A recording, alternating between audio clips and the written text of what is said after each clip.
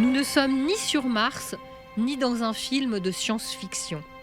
Nous sommes dans le Trégor, en 1962. Cette grosse boule blanche, c'est le radome de Plumeur-Baudou, près de Lannion. Et c'est son histoire que nous allons vous raconter.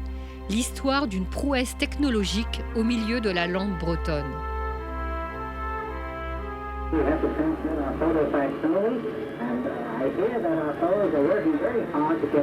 11 juillet 1962, 0h47.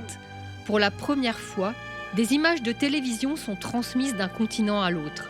Elles arrivent d'Andover, sur la côte est des États-Unis, et sont réceptionnées ici, à Plumeur-Baudou. Car cette sphère de 50 mètres de haut, le radome, protège des intempéries un bijou technologique. PB1, une antenne géante. Cette antenne de 250 tonnes en forme de cornet acoustique géant peut, malgré ses dimensions, faire une révolution sur elle-même en 4 minutes. Elle peut donc s'orienter sur tous les points du firmament.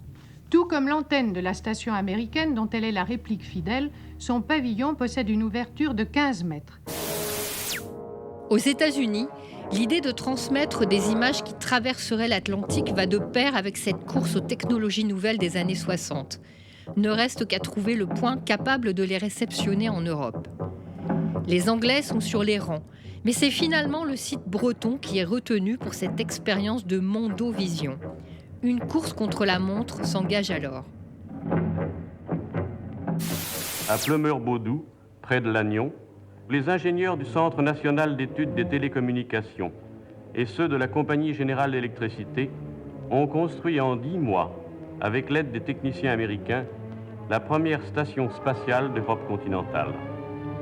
Les deux stations européennes, l'anglaise et la française, ont été l'occasion d'une intense rivalité technique dont les échos ne sont pas éteints.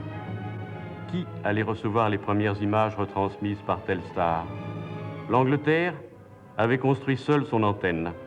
La France avait choisi de reproduire la station américaine d'Andover. Plumeur-Baudou en est un reflet fidèle, comme ces images le montrent.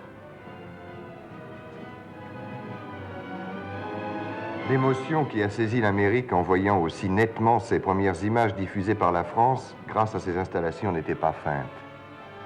C'était en fait une réussite surprenante. Monsieur Marzin, directeur du CNET et responsable de Lannion, a-t-il été surpris lui aussi? Nous lui avons demandé. D'abord, est-ce que vous attendiez un succès comme ça, honnêtement? Ces derniers jours, oui. Il y a 2 ou 3 mois, nous n'étions pas sûrs. Il faut dire que cette opération a été décidée il y a 11 mois, c'est-à-dire au mois d'août dernier. Et vous n'étiez pas là à ce moment-là, mais si vous étiez venu, vous auriez vu ici une lande bretonne absolument déserte. Il n'y avait absolument rien ici, et même pas de route. Et le problème pour nous consistait à construire une installation de cette importance dans un délai de 11 mois exactement. On a dit, Lannion, au fond, c'est une station américaine. Qu'est-ce qu'il y a de vrai, qu'est-ce qu'il y a de faux? C'est exact. Certains de nos détracteurs nous ont même reproché d'avoir fait une station complètement américaine. Nous avons étudié en août dernier quels étaient les moyens d'être prêts à cette époque-ci avec une station française. Eh bien, le résultat de nos études, c'est qu'il fallait compter beaucoup plus d'argent que la somme importante de millions que nous avons dépensés ici. Mais ce qui était plus grave, il fallait compter 3 ans de délai. N'est-ce pas? Nous nous attaquons ici des choses spatiales. Et il ne faut tout de même pas reprocher à la France d'être en retard dans un domaine où les Américains dépensent actuellement plus de 1000 milliards par an et depuis un certain nombre d'années. C'est donc assez normal que nous n'ayons pas à notre disposition des techniques et des sciences aussi au point que c'est des Américains. Le 10 juillet 1962, à la veille de cette première Mondovision, les Américains ont lancé le satellite Telstar.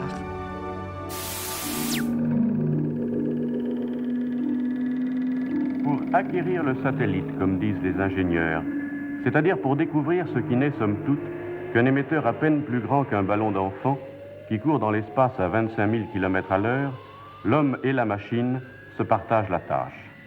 Derrière cette antenne de première approche, qui décèle d'abord où se trouve Telstar, des cerveaux électroniques et des cerveaux humains travaillent.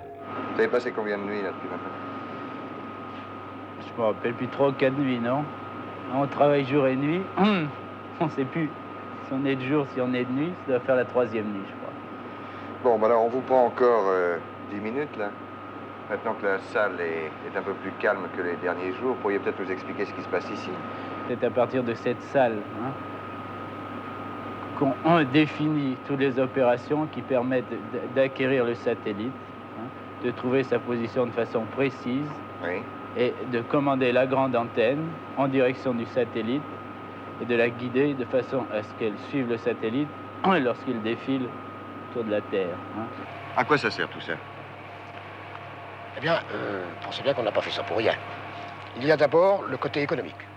Le côté économique, c'est le téléphone. Il s'agit de transmettre 600 voix téléphoniques entre le continent européen et américain. Et dans quelques années, on aura besoin de ces 600 voix. Si le satellite tient, par exemple, 5 ans, l'affaire sur le plan économique est une excellente affaire financière. Alors ça, c'est donc le côté financier. Il y a un autre côté, c'est le côté politique. Je suis un peu moins armé pour vous en parler. Oui. Le côté politique, c'est la télévision, à mon avis. La télévision, c'est quelque chose qui va permettre à un pays riche, par exemple, de doter un certain nombre de pays, mettons, sous-développés, d'antennes de ce genre, et ainsi d'imposer à tous ces pays, s'ils le veulent, du matin au soir, leur bonne parole. La technique, c'est une chose, l'utilisation de la technique, c'en est une autre. Une installation tellement remarquable que le général de Gaulle en personne vient à Pleumeur-Bodou en octobre 1962. Aujourd'hui, la grande antenne n'émet plus, mais elle est toujours en place, unique au monde puisque sa cousine américaine a été détruite. Depuis septembre 2000, le radome de Pleumeur-Bodou est classé monument historique.